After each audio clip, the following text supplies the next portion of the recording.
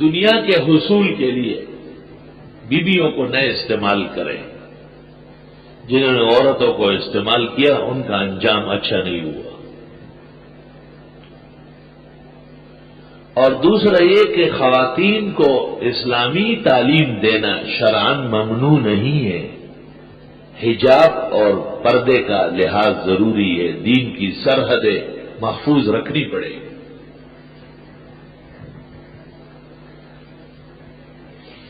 یہ مطلب یاد رہے کہ اگر خاتون کی عفت، پاک دامنی، پردہ اور علم کے درمیان تعارض ہوا تو پردے کو ترجیح ہوگی، علم کو ترجیح نہیں ہوگی.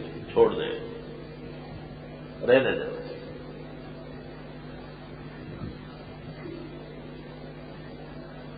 یا ایھا النبی قل لازواجک وبناتک ونساء المؤمنین، اے پیغمبر اپنی بیویوں سے، بیٹیوں سے اور امت کی عورتوں سے کہے یدنین علیہن من جلابیبہن، بڑی بڑی چادریں اور گور کے اوڑھ لے.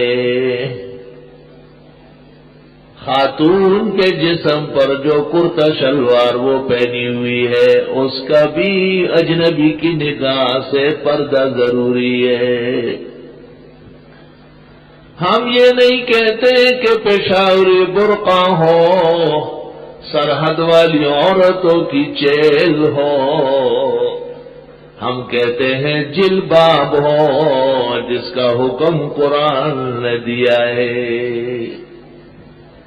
اپنے من میں ڈوب کر پا جا سراغ زندگی، تو اگر میرا نہیں بنتا نہ بن اپنا تو بن. یا ایھا النبی قل لازواجک، اے پیغمبر اپنی بیویوں سے کہے جو امت کی مائیں ہے. معلوم ہوا کہ مائیں بھی پردہ کرے گی، وہ بھی پابندے. وبناتک، اور اپنی بیٹیوں سے کہے حضرت زینب، رقیہ، ام کلثوم اور فاطمہ، جن جیسی بیٹیاں آسمان و زمین نے دیکھی نہیں، ان کو بھی کہے. معلوم ہوا بڑے بڑے گھر اور خاندان زیادہ پابند ہے کہ وہ پردے کا اہتمام کرے. یدنی ونساء المؤمنین، اور مسلمان عورتوں سے کہے، پورے عالم کی عورتوں سے، درس تفسیر میں شرکت کرنے والیوں سے، اور جہاں جہاں مسلمان عورتیں ہیں انہیں خدا کا یہ پیغام پہنچا دے. یدنین علیہن من جلابیبہن، ڈال دے اپنے اوپر بڑی بڑی چادریں، برقعے، حجاب، پردے والی چادریں. علماء لکھتے ہیں جلباب اس چادر کو کہتے ہیں جو جب تک اٹھائے نہیں وہ اٹھے نہیں. یہ نہیں کہ خاتون موٹر سائیکل پر اور اس کا برقع سامنے والی دیوار پر. بالکل. چمکی نتی حمیدہ جو انگلش تھی بیگانہ، اب شمع انجمن ہے کبھی تھی چراغ خانہ. انگریزی لباس نے اور انگریزی تعلیم نے یہ جرأت اور بے باکی پیدا کی جو سب سے بڑی تباہی ہے. بعض لوگ سمجھتے ہیں کہ شاید پردہ مولویوں کا ایجاد ہے. بعض لوگ یہ خیال کرتے ہیں کہ بس یہ چند گھرانے ہیں سرحد اور بلوچستان سے آئے ہوئے، اور بس یہ لوگ عورتوں کو تنگ کرتے کہ جی آپ حجاب اوڑھ لیں اور آپ پردہ کریں. ان کو شرم کرنا چاہیے. یہ قرآن محمد رسول اللہ پر نازل ہوا ہے. یہ سوات گنیر باجوڑ کوہستان میں نہیں نازل ہوا ہے. ان کا قصور یہ ہے کہ انہوں نے 100% عمل کیا ہے. ان کا قصور یہ ہے کہ انہوں نے خدا کے قانون کو قانون الہی سمجھ کر اس کے سامنے سر جھکایا ہے. اور آپ نے انگریز کے جانے کے بعد بھی انہی کے بن کر کے انہی کے ہو کر کے ان کی نمائندگی شروع کی ہے. وہ دین جو بڑی شان سے نکلا تھا عرب سے، پردیس میں پہنچ کر وہ غریب الغربا. بیبیوں پردے میں پختہ رہو، دنیا کی رنگ رلیوں میں دھوکہ کھا کر کے اپنی عاقبت مت برباد کرو. اٹھا کر پھینک دو باہر گلی میں، نئی تہذیب کے انڈے ہیں گندے. یہ کیا ہے؟ عورت گھوم رہی ہے، بولو پہلوان کی بہن آ جاتی ہے. کہاں ہے مولانا صاحب؟ کیا کرنا ہے؟ قرآن خوانی کرنی ہے. قرآن خوانی ضروری ہے، قرآن پر ایمان لانا ضروری نہیں. خاتون تو گاڑی میں بیٹھے رہے گی اور اس کا قاصد اندر آ جائے گا، چٹ آ جائے گا، پرچی آ جائے گی، ہم اس پر عمل کریں گے جو ہمارے لائق ہوگی. اور جب ان کو ہم کہتے ہیں اس گیٹ سے نہیں جا سکتی ہے، کہ یہ کون سی بات ہوئی ہے؟ یہی بات ہوئی جو قرآن کہہ رہا ہے، تیرے جی چاہے نہ چاہے. آپ کے لیے علیحدہ گیٹ ہے، علیحدہ خواتین کا حصہ ہے، اور اس گیٹ پر صبح 8 ساڑھے 7 بجے سے لے کر درس ختم ہونے کے آدھے گھنٹے بعد تک جامعہ کے طلباء اور درس میں شرکت کرنے والے حضرات نہ جائے میدان والے گیٹ. یہ خواتین کے لیے مختص ہے، آتی نہیں ہے. قریب میں مدرسہ ہے، پردے کا تقاضا ہے. اور تیرا وہاں کیا کام ہے طالبہ؟ تو پارک میں کاہے کو بار بار منہ دکھانے جاتا ہے؟ آرام سے اندر بیٹھو، اپنے آموختے یاد کر لو. بیویاں وہاں سے آ رہی ہے، جا رہی ہے. لیکن بیویوں، یہ گورے گورے ہاتھ، یہ چمکیلے چہرے اور یہ خوبصورت جسم و جسمانیت، اس کو اجنبیوں کو دکھا کر جہنمی نہ بنو. اس سے آگ کے شعلے بھڑکنے والے ہیں، اور کوئی چھڑا نہیں سکے گا، کوئی بچانے والا نہیں. مخبر صادق محمد الرسول اللہ صلی اللہ علیہ وسلم نے صاف کہا ہے، ایما امرأت، جون سی خاتون بھی عطر خوشبو کپڑے پہنے اور پھر مردوں کی مجلس سے گزرے، ابو داؤد، فہی کذا و کذا، اے زانیہ زانیہ زانیہ. خاتون جب گھر سے نکلے، اگر خوشبو پہلے کی لگی ہوئی ہے تو اس کو مٹا لے، کوئی گرم چیز اس پہ جگہ جگہ لگائے تاکہ وہ خوشبو ختم ہو جائے.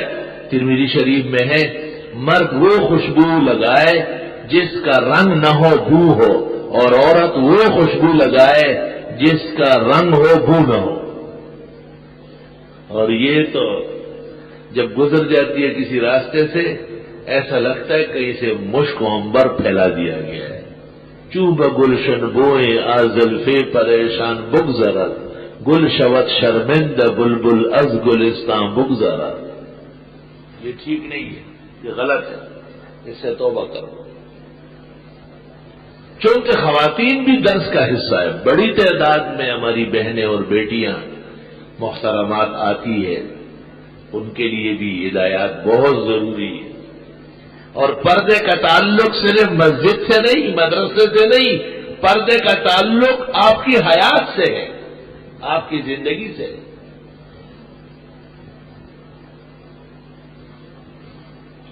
جب خاتون مر جاتی ہے اور اس کا جنازہ جاتا ہے تو فقہاء کہتے ہیں جنازے کے اوپر چادر ہونا چاہیے.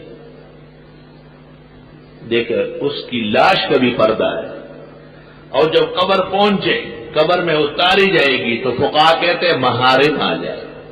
محارم جیسے بیٹا، بھائی، والد، چچا، تایا، ماموں، نانا، دادا، یہ محارم ہے. داماد بھی، چونکہ ساس کا نکاح ہمیشہ کے لیے منع ہے. بہنوئی محرم نہیں ہے، وہ نہیں آ سکتا. چچا کا لڑکا، ماموں کا لڑکا، خالہ کا لڑکا، پھوپھی کا لڑکا، یہ محارم نہیں ہے. ان کے ساتھ نکاح ہو سکتا ہے، اس لیے یہ قریب نہیں آئیں گے، صرف محارم آئیں گے، وہ چادریں پکڑیں، اور اگر سخت مجبوری ہوئی اور اجنبی کو چادر پکڑنی پڑی، شرع ہدایہ میں لکھا ہوا ہے کہ اجنبی منہ باہر کی طرف کرے اور ہاتھ سے چادر پکڑے، اس طرف رہے۔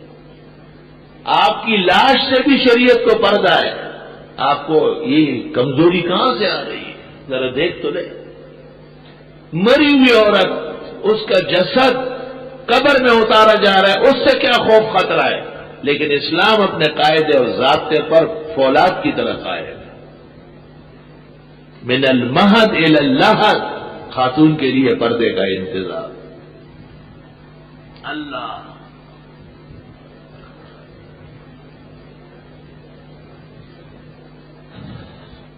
اب بھی جن لوگوں کو اللہ نے ایمان کی توفیق دی، اعمال کا جوش نصیب فرمایا ہے اور ان میں غیرت ہے، انہوں نے اس فتنے کے دور میں شہر کے ماحول میں بھی محکم قسم کا پردہ کیا ہے اور کر رہے ہیں۔ میں سمجھتا ہوں اس موضوع پر بعض ضروریات میں نے بیان کر لی ہے جو ہمارے مبادئ العلوم کا حصہ ہے۔ اب ایک مسئلہ رہتا ہے کہ خاتون گاڑی چلائے گی یا نہیں۔ گاڑی تو اصل میں وہی چلا رہی ہے، کوئی اور تو گاڑی چلا ہی نہیں سکتا، لیکن سوال یہ ہے کہ اس کے حجاب، نقاب، پردے اور عفت کے ساتھ ڈرائیونگ یہ مناسبت رکھتی ہے۔ اس کے مقابلے میں ایک مسئلہ اور ہے، وہ یہ کہ ہمارے مخلص محسن دین کے قدردان دوست آ کر کے ہمیں کہتے ہیں کہ بھئی ہم تو اپنے دفتر جائیں گے، ہم تو گھر نہیں ہوں گے، ہماری گھر والی کس کے ساتھ درس میں آ جائے یا کسی اور ضرورت کے لیے کسی تعزیت میں، میت میں، تو ڈرائیور ہوگا، ڈرائیور بھی اجنبی آدمی ہوتا ہے۔ کبھی کبھی تو ہم ان کو کہتے ہیں کہ بوڑھا ڈرائیور رکھے، لیکن بوڑھا بھی خطرناک ہوتا ہے وہ تو بہت تجربہ کار ہوتا ہے، کیونکہ وہ تو زمانے کو پار کر چکا ہوتا ہے۔ وہ جوان غریب تو کوئی ڈرتا ورتا ہے، بوڑھا تو کہتے ہیں مجھے تو کوئی کچھ کہے گا ہی نہیں۔ ایسا اس کو کہتے ہیں فتنہ، واتقوا فتنہ لا تصیبن الذین ظلموا منکم خاصہ۔ فتنہ اس کو کہتے ہیں کہ نہ چھوڑ سکتے ہو نہ لے سکتے، اس کو فتنہ کہتے ہیں۔ یہ پریشان کن حالات ہوتے ہیں، علماء کہتے ہیں فتنہ ہے، ہم اس سے نکل بھی نہیں سکتے ہیں اور اس سے بری بھی نہیں ہو سکتے ہیں، ساتھ بھی نہیں دے سکتے ہیں۔ تو کوئی شک نہیں ہے کہ خاتون عذر ضرورت گاڑی چلا سکتی ہے، عذر ضرورت شدیدہ۔ اول تو بیٹا، بھائی، خاون وہ لے کر کے آئے، لے کر جائے، لیکن یہ تقریباً ان کے لیے ناممکن ہے کیونکہ وہ بھی اپنے کام میں ہوتے ہیں۔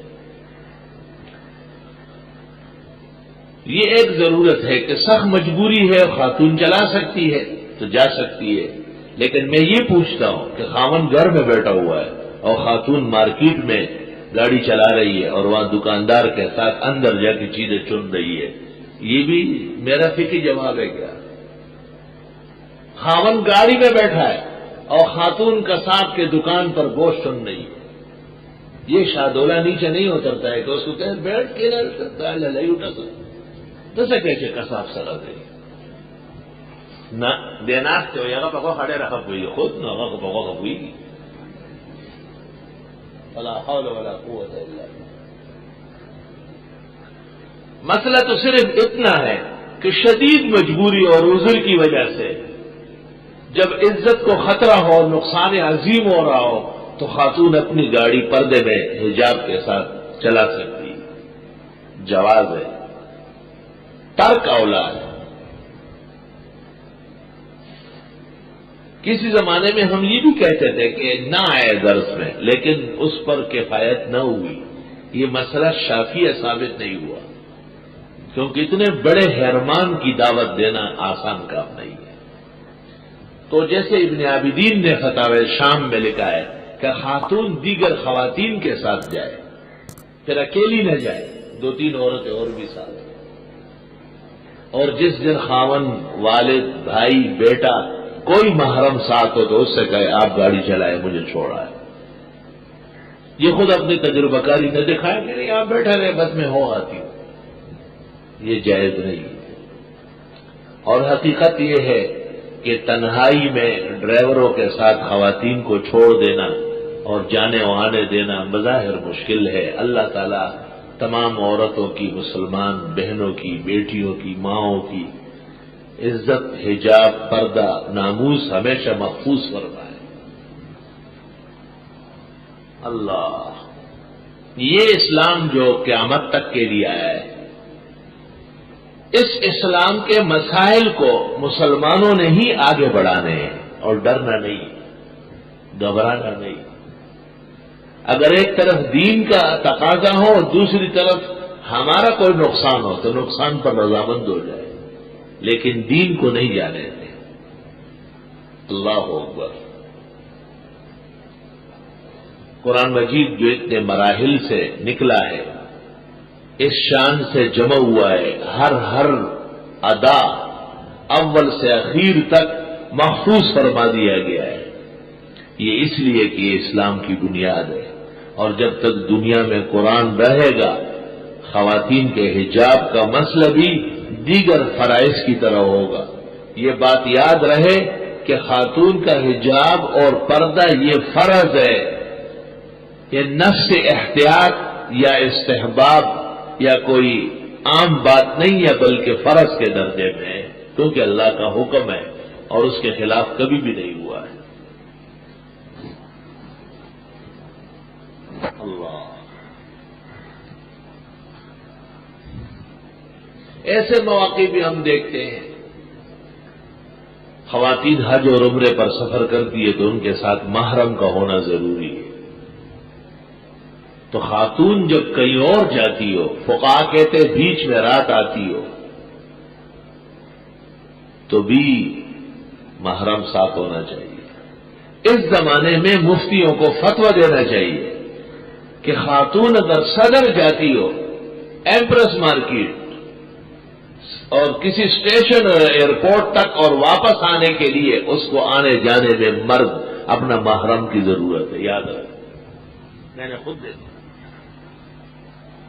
یہ نہ سمجھ لے آپ کہ جی 2 گھنٹے کی فلائٹ ہے پشاور تک، بس ادھر بٹھا لوں گا وہاں اتر جائے گی، یہ ٹھیک بات نہیں ہے۔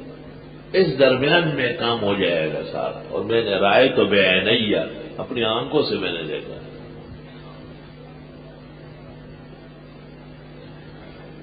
آنکھ جو کچھ دیکھتی ہے لب پہ آ سکتا نہیں، آنکھ جو کچھ دیکھتی ہے لب پہ آ سکتا نہیں، محو حیرت ہوں کہ دنیا کیا سے کیا ہو جائے گی۔ اللہ تعالیٰ اپنے خاص عنایات اور مہربانی سے ہمارے دین کو محفوظ فرمائے، اور ہماری بیویوں کو اسلامی زندگی نصیب فرمائے۔ ان کی سہولت کے لیے اور دینی رہنمائی کے لیے یہ اس درس کا انعقاد ہوا ہے۔ الحمدللہ، اس کا کوئی فیس نہیں، اس درس کے نام پر کوئی چندہ نہیں۔ اللہ کا لاکھ لاکھ شکر، کرم، احسان اور مہربانی، یہی اس کا فیس ہے اور یہی اس کا اعزاز ہے کہ رب العزت ہماری بہنوں کو اور بھائیوں کو دینی عزت اور دینی شرف نصیب فرمائے۔ وہ اصل ہے، باقی دنیا ختم ہونے والی ہے۔ قل متاع الدنیا قلیل والآخرۃ خیر لمن اتقی۔ اب بات چلی ہے تو پوری کر لیتے۔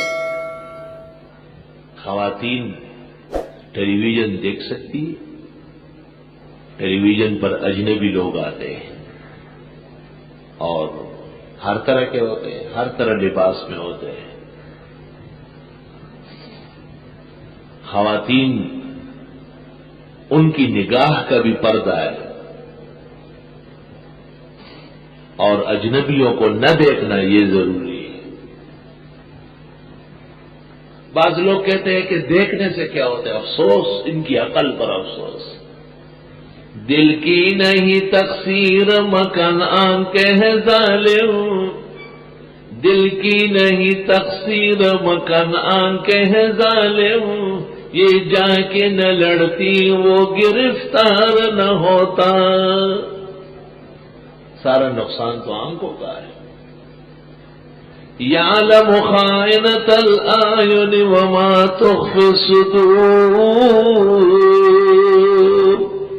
دیکھو پہلے آنکھوں کا ذکر کیا، یعلم خائنۃ الاعین، وہ جو آنکھ کے غلط دیکھتی ہے خیانت کر کے اور پھر دلی ارادے بدلتے ہیں، اللہ سب کو جانتے ہیں۔ اللہ وَاذْكُرْنَ مَا يُتْلَىٰ فِي بُيُوتِكُنَّ مِنْ آيَاتِ اللَّهِ وَالْحِكْمَةِ۔ عورتوں کو پروگرام دیا کہ درس قرآن سنت میں مشغول رہو۔ ان اللہ کان لطیفا خبیرا، اللہ باریک باریک چیزوں کو جاننے والا ہے۔ دبلی پتلی پتلی جو آپ کو خیال میں نہیں، اللہ کو یہ بھی پتا ہے کہ یہ ہو جائے گا اس کے اثر۔ اللہ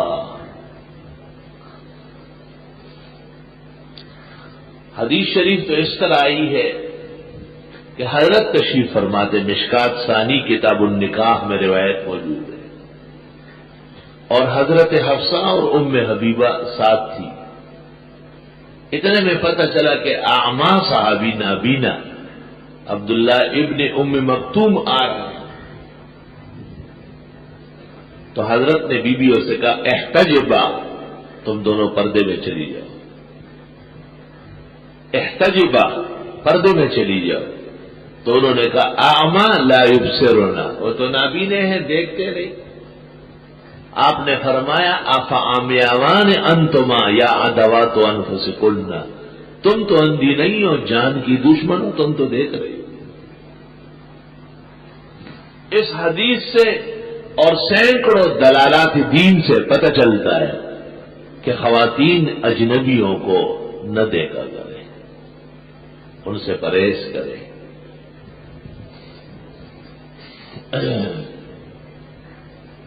اگر دیکھنے میں کوئی خیر ہوتی تو اللہ تعالیٰ کسی پیغمبر اور خاص کر آخری پیغمبر کا کوئی شبیہ دنیا میں قائم کر لیتا ہے، کیونکہ حضرت تو سر تاپا معجزہ اور جمال تھا، ان کے دیکھنے سے بہت فیض ہو سکتا تھا، لیکن حضرت صلی اللہ علیہ وسلم نے تصویر تک کو منع فرما دیا، تصویر تک، زیروح کی تصویر کو۔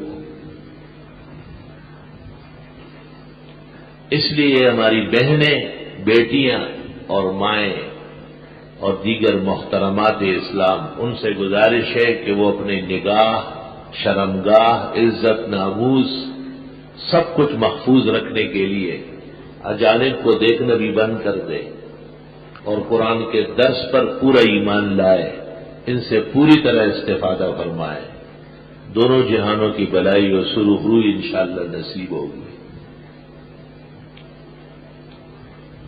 جناب رسول اللہ صلی اللہ علیہ وسلم نے امت کو سنہری قسم کی ہدایات دی ہے، بڑی راسخ۔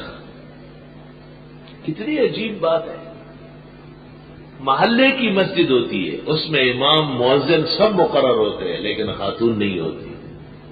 غور تو کریں۔ بعض خواتین ہم سے پوچھتی ہے کہ ہم حرم شریف میں کیا کریں، تو کعبہ شریف کے اندر تو خواتین کی جگہ متعین ہے، علیحدہ گیٹ، علیحدہ مقام، وہاں مرد نہیں آ جا سکتا، صرف طواف کی مجبوری ہے کہ وہ مشترک ہوتی ہے۔ اور مسجد نبوی کے اندر بھی الحمدللہ خواتین کی جگہ علیحدہ ہے، وہاں کوئی عورت مردوں میں یا مرد عورتوں میں نہیں آ سکتا۔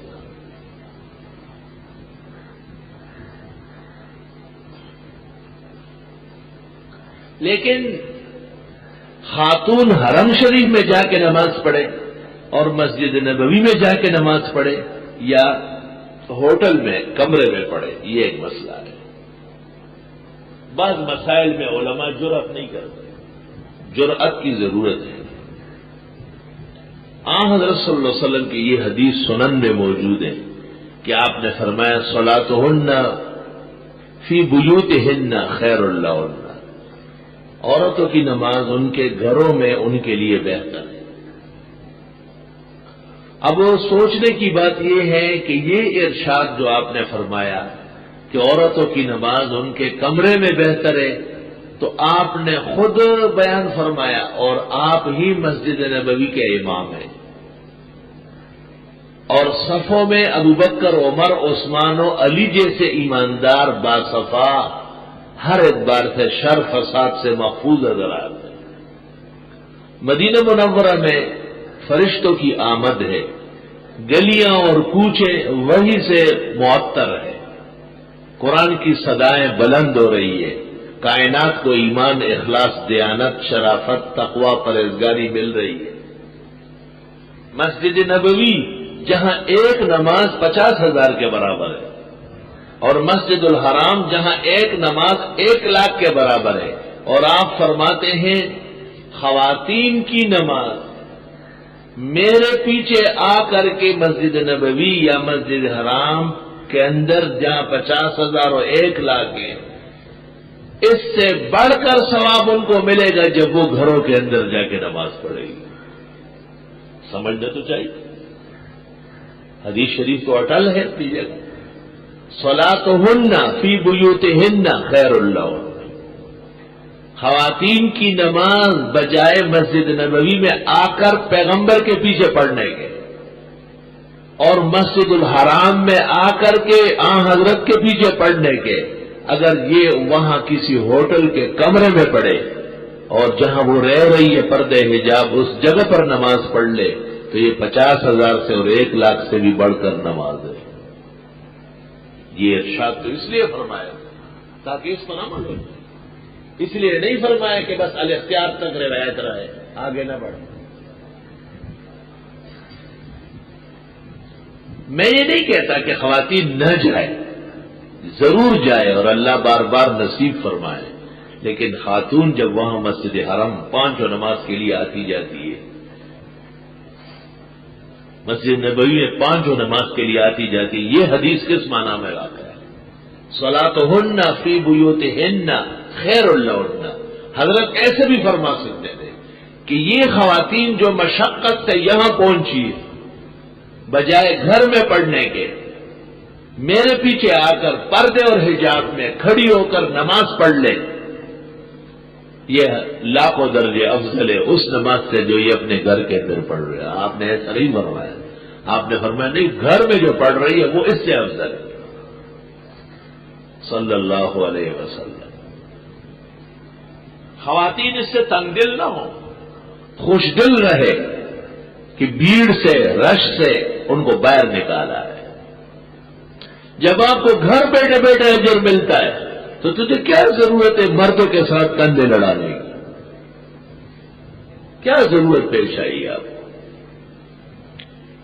طواف کے لیے امکان نہیں ہے بچنے کا، اتنا ہو سکتا ہے کہ اوقات دیکھیں، اوقات دیکھیں، جیسے رات کا وقت دن کے 10 بجے سے لے کے 12 بجے تک کا وقت، یا ظہر کے 3 ساڑھے 3 سے لے کر کے وہاں کے حساب سے عصر کی اذان تک جو 1 گھنٹہ ہے، یہ گھڑیاں، ان میں تقریباً مطاف خالی ہوتا ہے۔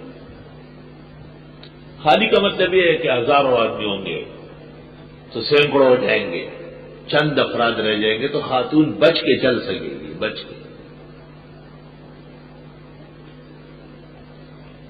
یہ مسائل جاننا بہت ضروری ہے، اور یہ درس کا مغز ہے، درس کا مغز ہے، یہ خلاصہ ہے کہ ہمارے بھائی لوگ اور ہمارے بزرگ، ہمارے دوست، ہماری بہنوں کو، بیٹیوں کو اور دینی محترمات کو حجاب شرعی کی تعلیم دے۔ اس موضوع پر 3 کتابیں دیکھنے کی بہت ضروری ہے، 3 کتابیں۔ سب سے عمدہ اور بہتر کتاب پاکستان کے شیخ الاسلام مولانا شبیر احمد صاحب عثمانی کی ہے، اور اس کتاب کا نام ہے شرعی پردہ۔ مولانا شبیر احمد صاحب ہے. اور یہ کتاب ہمایوں مغل لے آئے اپنے کتب خانے میں رکھیں، یہ نکلے گی اب. دوسری کتاب قاری محمد طیب صاحب رحمۃ اللہ علیہ کی حجاب شرعی.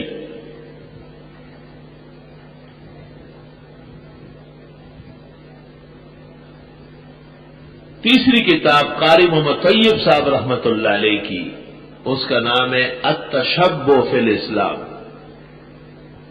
التشبع فی الاسلام.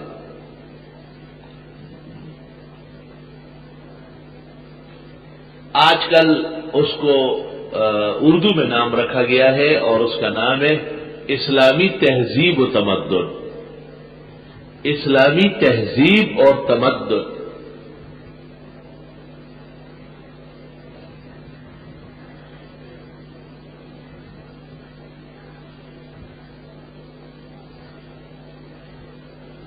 مودودی صاحب نے بھی ایک کتاب لکھی، اس کا نام ہے پردہ،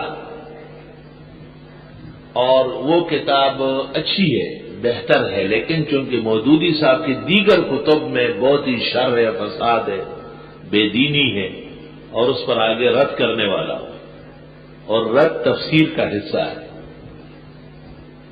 اس لیے اس کتاب کی میں ترغیب نہیں دیتا.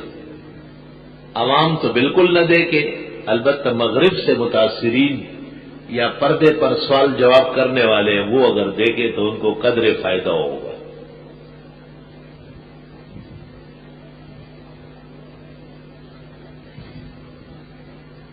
بعض لوگ سمجھتے ہیں کہ خاتون کے چہرے کا پردہ نہیں، یہ بالکل غلط کہتے ہیں. بخاری شریف میں بار بار آیا ہے کہ چہرہ نہ دیکھنا اصل پردہ ہے. چہرہ دیکھنا، چہرہ ہی دیکھ لیا اور کیا چاہیے، وہ چہرہ ہی تو سب کچھ ہے. چہرہ برافروخت.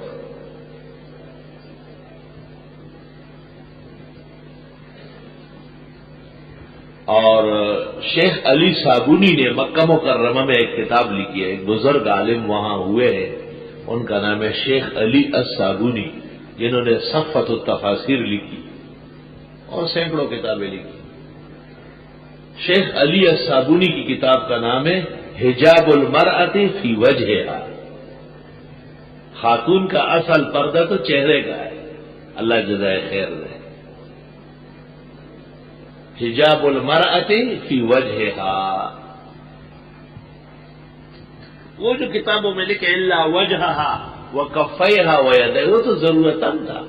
یہ تو نہیں تھا کہ لوگوں کو آپ چہرہ دکھائے کہ آؤ یہ چاند دیکھو. فلا حول ولا قوت الا باللہ، یہ مطلب تھا الا وجہہا وکفیہا ویدیہا وقدمیہا.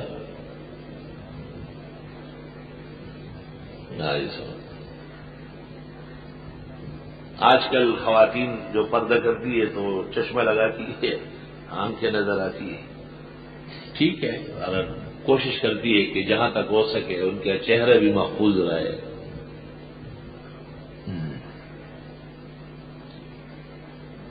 درس تفسیر کے ذریعے ہماری بہنوں کو اور بھائیوں کو حرام سے بچنا اور گناہوں سے دور رہنا اور اچھے ماحول اور نیکیوں کے قریب ہونا، یہی اصل درس ہے.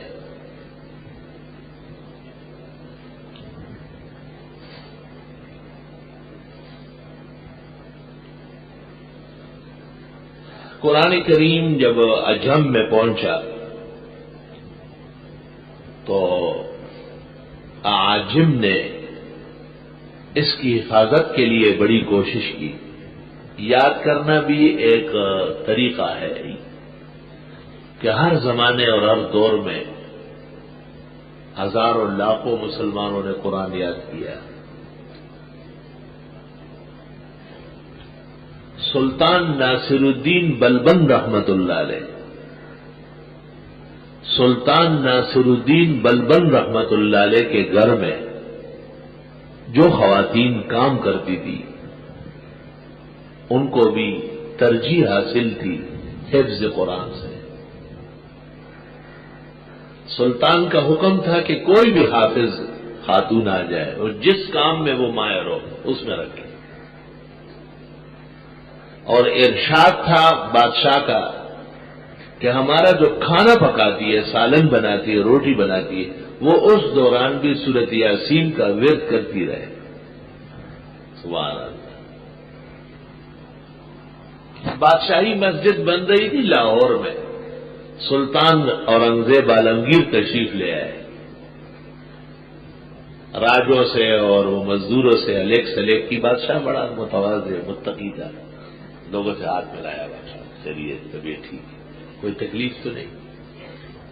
دریافت فرمایا کہ اس مسجد سے پہلے بھی آپ لوگوں نے تعمیری کام کیا. اور جی بہت عمارتیں بنائی, اور اس کے بعد بھی آپ بنائیں گے. کہ جی بہت. کہا پھر مسجد میں اور ان میں کیا فرق ہے؟ لوگ چپ ہو گئے. کہا یہ مزدوری اور یہ کام باوضو کیا کرو. وضو کی حالت میں آپ تغاری اٹھائے, کدائی کرے, اینٹ لگائے, دروازے سیٹ کرے اور آپ باوضو ہو. اور سلطان نے حکم دے دیا کہ وضو کا انتظام مسجد کے آس پاس پہلے کر لیا. فوراً حوض لگا دیے گئے تاکہ بادشاہی مسجد کے نظم و نسق اور بادشاہی مسجد کی تعمیر میں خدمت کرنے والے جو معمار ہے, مزدور ہے, وہ باوضو ہو اور کام کرے. تو بی ابھی پاکی طہارت کے ساتھ پاک لباس میں, اور ہمارے بھائی تو الحمدللہ مسجد میں بیٹھتے ہیں طلباء, وہ کیسے بے وضو ہو سکتے؟ اللہ وہ دن نہ لائے. اللہ حفاظت فرمائے. قرآن مجید کے آداب اور فضائل اللہ کا کلام ہے, اللہ تعالیٰ کی بڑی کتاب ہے. ہمیں اور آپ کو گھنٹوں مسجد میں بیٹھنے کی توفیق عطا فرمائی ہے, اور اس نعمت کا شکر کیا جائے. لئن شکرتم لازیدنکم, تو اللہ میں اور توفیق دے گا. اور اگر اس میں ناشکری کی گئی اور کمزوری دکھائی گئی تو اندیشہ ہے کہ اسباب محرومی کے پیدا ہو جائے. خواتین جن دنوں میں نماز نہیں پڑھتی ہے قدرت کی طرف سے, امر کتبہ اللہ علی بنات آدم, بخاری. یہ تو اللہ کا فیصلہ ہے کہ ان کے جسم و جسمانیت میں یہ عارضہ موجود ہے. ان دنوں میں بھی وہ تفسیر میں آ سکتی ہے, شرکت کرے گی, البتہ قرآن مجید کو ہاتھ نہ لگائے. سن سکتی ہے, سننے پر پابندی نہیں ہے. اور اپنی کاپیوں میں بھی آیات تو نہ لکھے, البتہ تراجم لکھے. اور حاصل اور تفسیر سب لکھ سکتی ہے ان ایام میں بھی, البتہ قرآن مجید کو ہاتھ نہ لگائے. اور احتیاط یہ ہے کہ آیات کی جگہ چھوڑ دے. بعد میں جب نماز پڑھنے لگے ان دنوں میں پھر آیات لیں گے.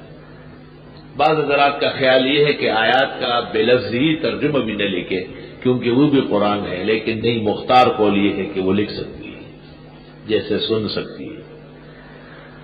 ہاں احتیاط یہی ہے کہ وہ آیت بما ترجمے کے, جب آیت چھوڑ رہی ہے تو ترجمہ بھی چھوڑ دے, اور آگے تفسیر, بیان, مسائل, احکام سب ضبط کرے. انشاءاللہ تعالی اس سے آرام آئے.